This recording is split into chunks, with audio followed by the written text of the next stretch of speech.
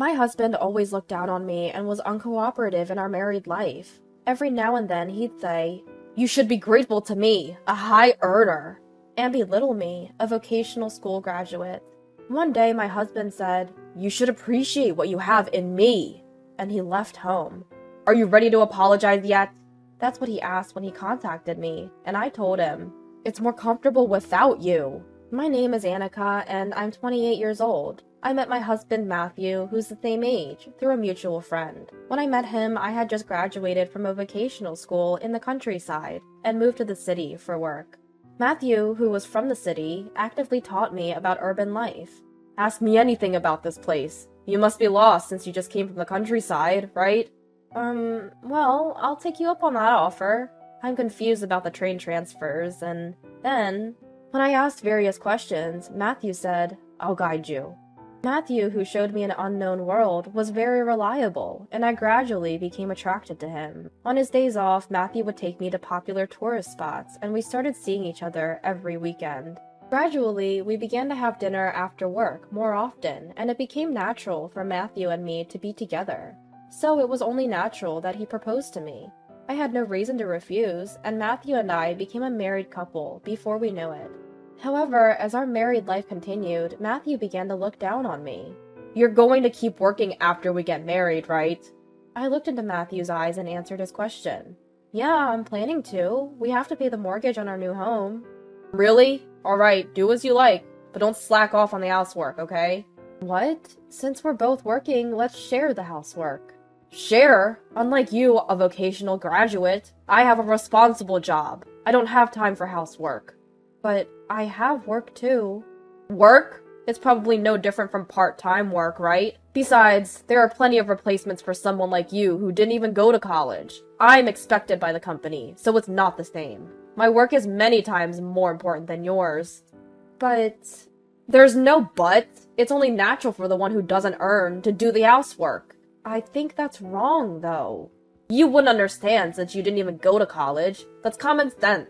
I had my own opinions, but I didn't want to fight so early in our marriage. I gave up on persuading Matthew and decided to do all the housework myself, as he said. I had been living alone for a long time, so I wasn't bad at housework. I had been cooking for myself while working, so it was just for two people now.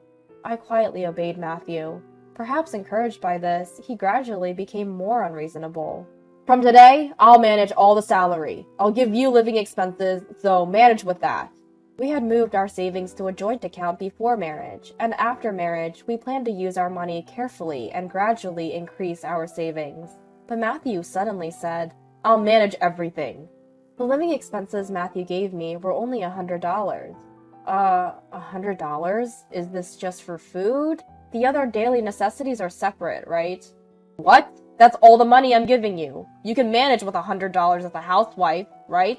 Food, daily necessities, medical expenses, all of that for just $100 a month? It's impossible.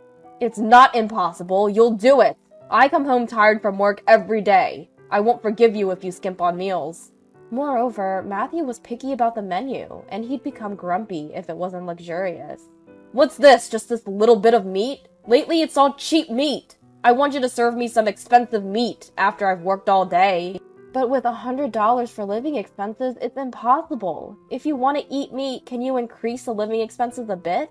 "No more whining! I can't give you any more!" "Why? If we combine both our salaries, we should still have some left over for rent and utilities, right? I want you to use some of the savings for living expenses." "The balance is decreasing. I can't increase it anymore." "What? We're not saving? Why, when I'm saving so much?" "How should I know? Maybe the $100 for living expenses is still too much." "You haven't been checking the details, have you?" "What man would bother looking at that?" "If the balance is decreasing, you need to check what it's being spent on to manage it properly. What on earth are you spending so much on? You've been coming home late lately. Is it the drinking expenses?" "The drinking is for business relationships and entertaining. Don't criticize how I do my job."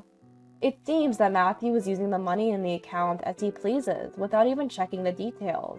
Upon further investigation, it wasn't just drinking. He was buying things for his hobbies, making excuses like a break from work, and doing whatever he wanted.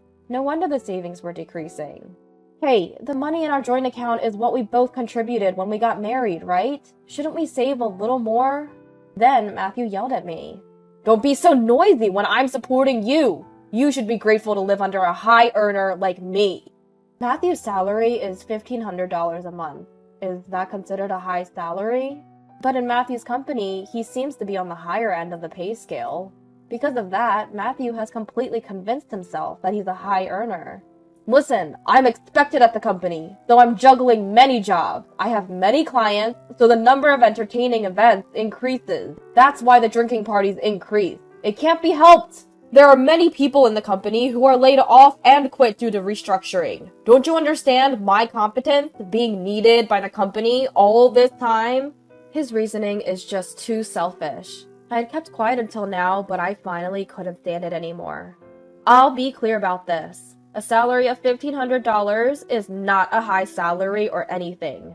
Nowadays, everyone gets more for their first salary. For your age, only getting $1,500 is actually too little.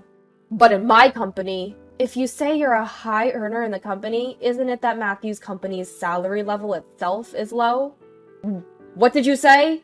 Also, if you're going drinking for entertaining, the company should cover it as an expense. It's strange for you to bear it personally. Well, it's common, isn't it? Is it? And the people around you who quit, were they really laid off due to restructuring?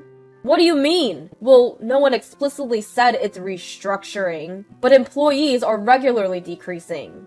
Isn't it that everyone's quitting because they hate the company's harsh nature? The salary is low, overtime pay is hardly given, and they don't even let you use expenses for business drinking. That could easily be classified as a so-called black company, don't you think? What did you say? People like Matthew, who work for low wages without questioning anything, are valuable to the company in a way. But aren't you just being used rather than being relied upon? I said too much. I realized it too late. Matthew's face turned bright red and his shoulders were shaking. You, a country bumpkin and a vocational school graduate, wouldn't understand society? $1,500 is a low salary? You're just a sore loser. A sore loser? Yes! I saw your pay stub the other day, and you only made $1,000. What? Where did you see that? Looking at my surprise, Matthew said triumphantly, the deposit statement was left on the desk. Fool, no matter how much you talk back to me, you still earn less than me. If I don't support you, you can't even live on your own. Stunned, I listened as Matthew continued. This is your punishment for defying me. I'll stay at my parents' house for a while. Try living on your own. You'll understand how much you need me. Parents' house? You can't be serious. I'll take both the joint account and my personal account passbooks and cards. You'll manage with just your earnings, won't you? With that, Matthew quickly packed his things and left. After he left, I started living alone. Living by myself, I quickly realized how comfortable it is. There's no one to complain about the menu when I cook. I can make whatever I want to eat. Since Matthew was the one who mostly messed up the room, cleaning is a breeze when I'm alone.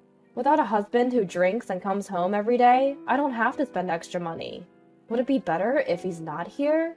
Just when I started thinking that, Matthew called. Hey, are you alive?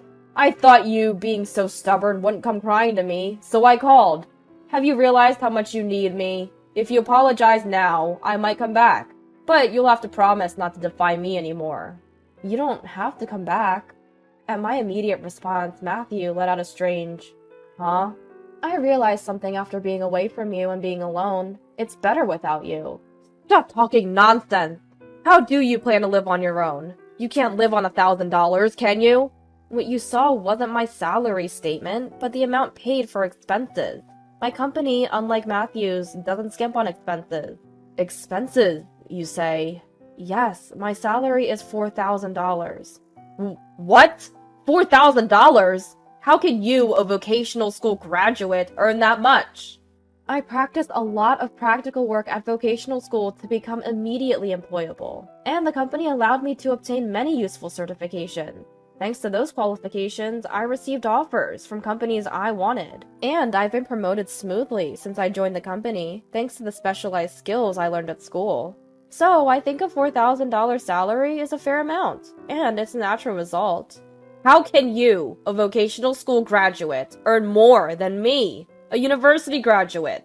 You always look down on a vocational school graduate, but Matthew, your university is just a 4-year institution and practically unknown, right? A person who brags about being from a third-rate university just because it's a 4-year institution probably wouldn't be hired by a decent company. Maybe a company with harsh working conditions like yours would find you easy to handle. After all I've done to support you, how can you say that? You don't understand anything. Your salary alone couldn't possibly maintain this lifestyle. No matter how much we save on living expenses, $1,500 can't cover rent, utilities, your drinking expenses, and shopping for hobbies. If it weren't for my salary, we would have gone bankrupt long ago. You never said a word about this before. You were the one managing the account, right? I assumed you noticed. I'm surprised you had no sense of urgency even though the balance was steadily decreasing. I didn't have time to look at that all the time. Both our salaries are our money. Yes, that's true. I didn't care who earned more, as long as our savings were growing. I had no resistance to using my salary for our future. But it seems that my salary was not going into savings, but was all spent on your drinking parties and shopping for hobbies. Well, I've had enough of that. I realized I don't need you anymore, so you don't have to come back here. Wait, are you breaking up with me? Well, yes. If my salary is gone, it's you who won't be able to live, right? Then Matthew suddenly became frantic. Wait, don't leave me! What a quick change from his earlier arrogance about supporting me. I threw his words back at him. Well, if you apologize now, I might forgive you, but you'll have to promise not to defy me anymore. I understand. I promise. Really? Yes! I'll even increase the living expenses I give you a little. At his desperate plea, I burst into laughter. Give me living expenses? What are you talking about? From now on, you'll be doing the housework, so I don't need living expenses. I'm doing housework? Yes, you said it yourself. It's natural for the one who earns less to do the housework. Between your $1,500 and my $4,000, you, a university graduate, can easily figure out who earns less, right? From now on, I'll give you living expenses, and you'll do the housework. I'll manage the total money. But housework is a woman's job, right? Oh, are you defying me? Planning to break the promise already? I'm ready to divorce anytime, you know. Wait, I understand. And so he agreed to take on all the housework, just as I said. After that, I continued to make requests to Matthew. Matthew, no more overtime from now on. Wait a minute! I can't finish my work without overtime! There's no need to do unpaid overtime. If you do overtime, make sure the company pays you for it. Alright. Also, I won't pay for your entertainment expenses. What? The only money I have to spend freely is the living expenses I get at the beginning of the month. How am I supposed to go out drinking with that? You should be able to get entertainment expenses from the company. Talk to them about that too. If you go out for drinks for other reasons, I'll give you additional social expenses. As I said, Matthew tried to negotiate with his company for overtime pay and entertainment expenses, but he was brushed off. The supervisors who had been flattering him with, "We rely on you," and "You're our star," suddenly turned cold. Matthew finally seemed to realize that his company was not normal. What Annika said was true. They just wanted an employee who would do unpaid overtime and self-funded entertainment without complaining. Matthew, who had given up on his company, then began job hunting. However, he couldn't find a company willing to hire him, a third-rate university graduate with no qualifications or skills. In interviews, he was told, "If you only had at least one qualification..."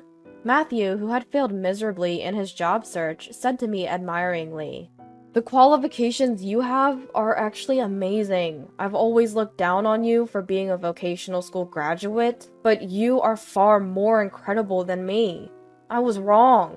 I'm sorry for everything." Matthew, who had been uncooperative and unreasonable in our married life, had completely changed. In the end, he started working part-time at a nearby supermarket. I'm not as efficient at housework as you yet, so I chose a place where I can come home early. From now on, I'll support you from behind. Matthew, thank you. But I want you to continue job hunting. We can do housework whenever we can. Let's work together as a couple from now on. But even if I continue job hunting, it's impossible for me to join a company that pays better than you. Don't worry about that. I was originally against Matthew's idea that the one who doesn't earn does the housework. I just wanted you to understand that, so I said the same thing. Matthew, why don't you look for a job you want to do without worrying about money? After that, Matthew started checking job listings and studying for qualifications during his part-time work. If I don't have any skills, I thought I'd at least get some qualifications. Annika, can you help me with what I don't understand? Yes, of course. Although our relationship has become the complete opposite of what it was initially, Matthew and I are getting along much better than when we were newlyweds. I like Matthew now much more than the old him. I want to continue living together as a couple,